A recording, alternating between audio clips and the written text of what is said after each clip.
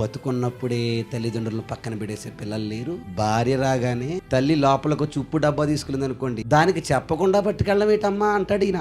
ఉప్పుకే భార్య పర్మిషన్, ఎవరికి? తల్లికి.